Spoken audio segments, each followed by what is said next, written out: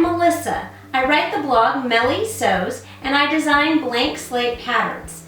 Today we've got a zipper pouch project that we're going to tackle, and if you've never sewn zippers before, this is a great introduction. I've got my materials, I've got a zipper here, and we're actually going to be shortening this zipper.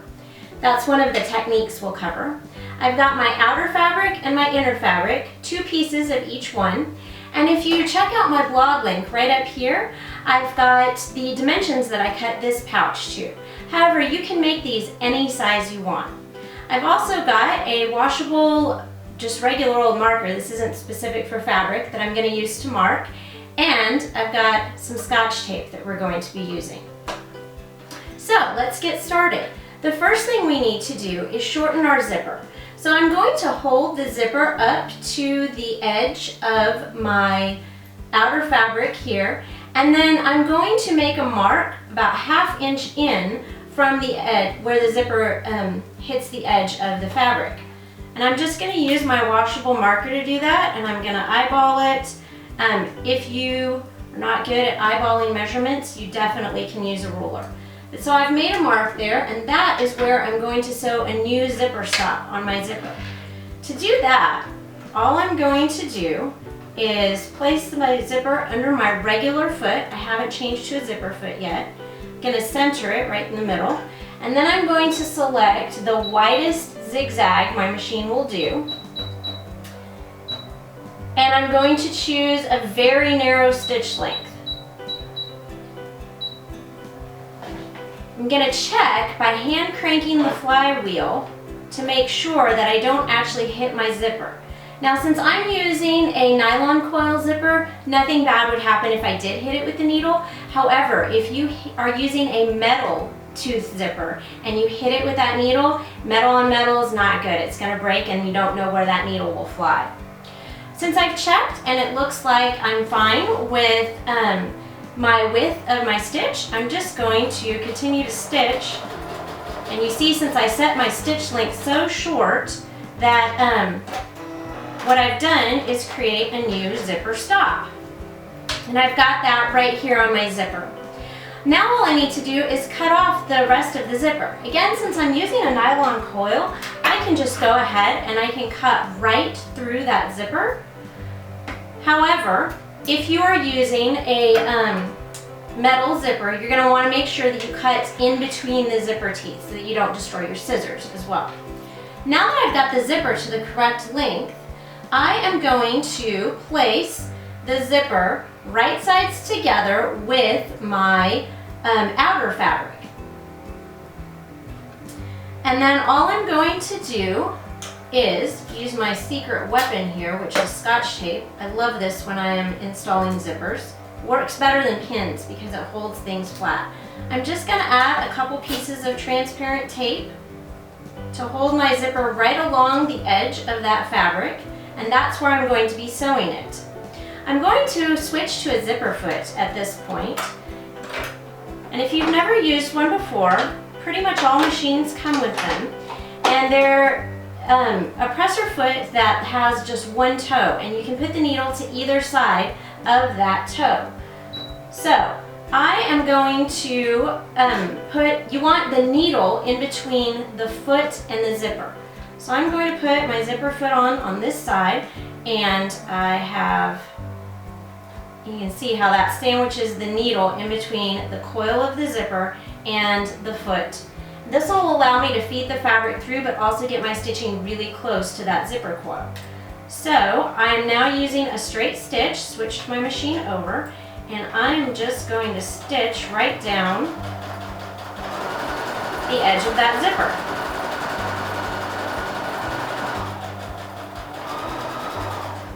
Be really careful when you get to where the zipper pull is. In fact, usually the best thing to do is leave your needle down, raise your presser foot, and go ahead and unzip the zipper at that point so that you don't have to sew where the pull is.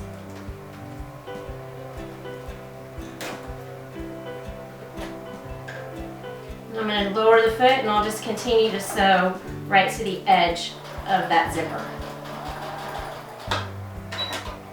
And now we've got one side installed for this pocket. I'm going to go ahead and pull off the transparent tape that I used. And some of these pieces are big enough, I can just go ahead and reuse them when I do the other side of the zipper. So what I'm going to do now, and you can see how my zipper was installed on that side. What I'm going to do now is zip that zipper back up, and I'm going to line this edge up with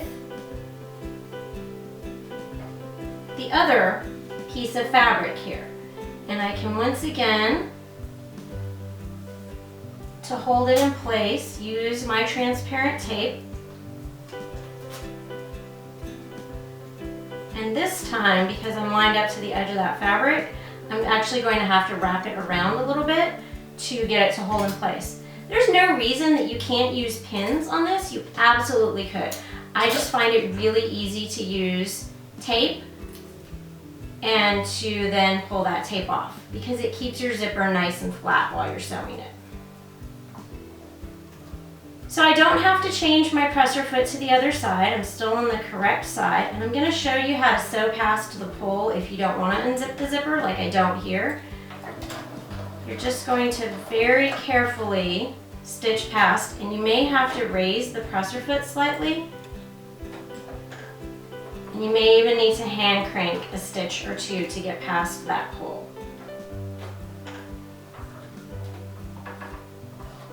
You can see how I've got the presser foot raised over the zipper pull so that I can still keep going in a straight line.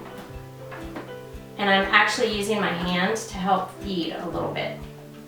Once you're past the pull, sew on down, straight line past the zipper.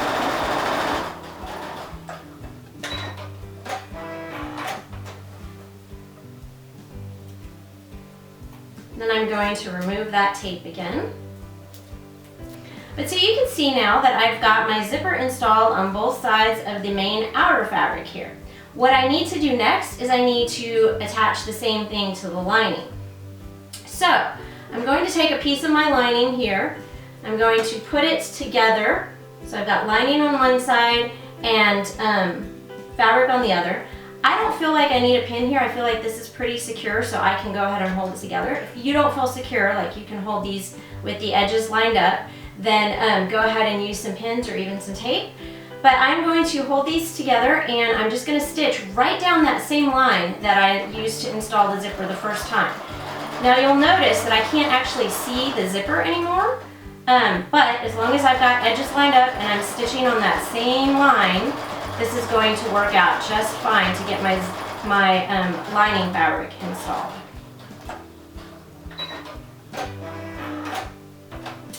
And then you can see I've got, on this side, I've got two outer fabrics, and now I've got one of the lining fabrics attached. And if you look at the close-up, the zipper is now sandwiched in between that lining and that outer fabric. I need to do the same thing to the other side. And again, make sure that the zipper is sandwiched in the middle and that the lining is wrong side out. It's hard to tell with my fabric since I didn't have a wrong or right side, but you want the fabric wrong side out when you stitch it. And I'm going to stitch right along that same line again. All right, so you can see what I have now is the two pieces of outer fabric with the zipper in the middle, and if I flip it over, got two pieces of lining fabric with the zipper in the middle. What I'm going to do now is add some top stitching to this to keep it nice and neat right around the zipper. So I'm going to continue to use my zipper foot. I'm going to put the fabric in there and pull it taut against the fold. And I'm lining my needle up really close to the edge of the fold, and I'm lengthening my stitches just a bit because that way the top stitching will show up better. So I'm just going to stitch right down the edge.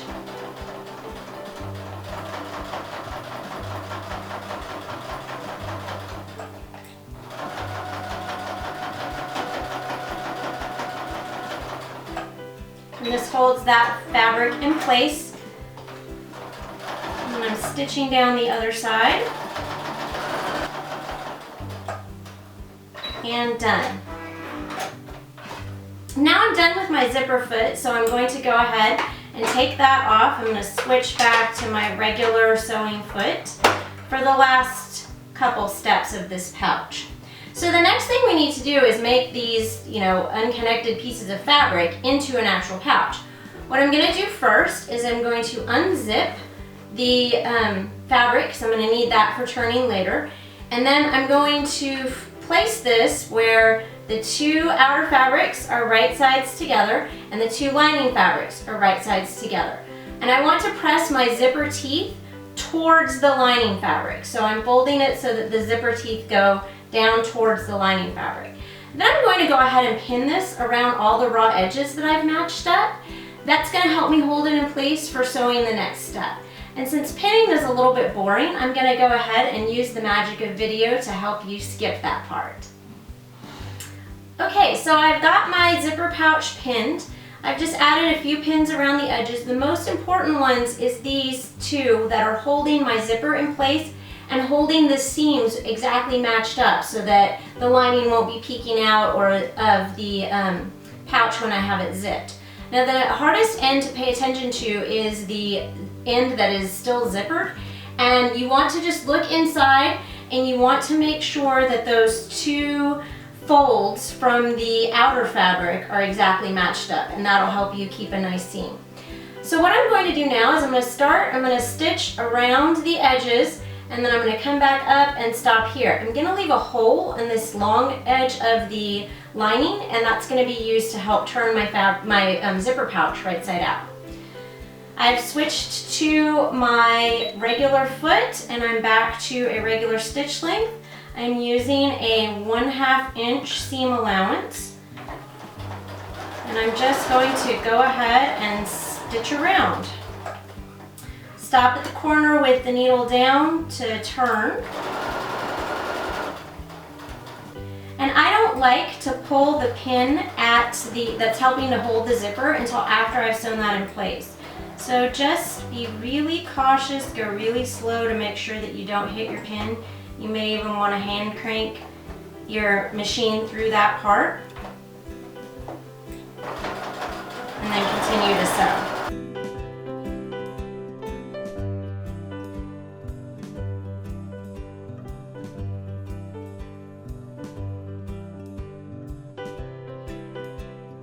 Okay, and I'm stopping close to the edge where I started sewing so that I can leave that hole, and I'm going to go ahead and cut my thread there.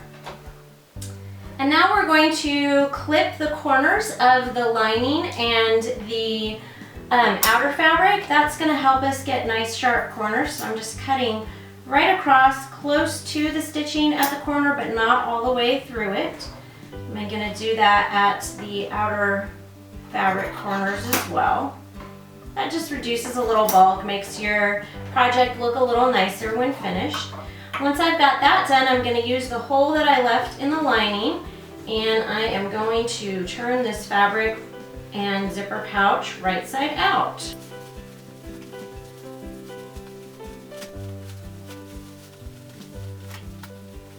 So, I've got this turned right sides out now, and I've got my lining fabric, and then here's my little zipper pouch. I want to go ahead and close that bottom hole that I left in the lining fabric, and you could, and there is a link on my blog right here, you could go and blind stitch or ladder stitch that hole closed, and that would be basically an invisible seam. But I'm just going to fold my raw ends towards the inside, and I'm going to top stitch right across that edge. Starting about 1/2 inch back from where the hole started, I'm going to go 1/2 inch past where the hole ends. So poke the lining on into your pouch then. And there you go, you've got a nice little pouch, you've installed a zipper, and these are super handy to put all kinds of stuff in. In fact, if you go on over to my blog to get the written instructions and dimensions for this project, there are also some other zipper pouches and some variations and decorations that you can add to them.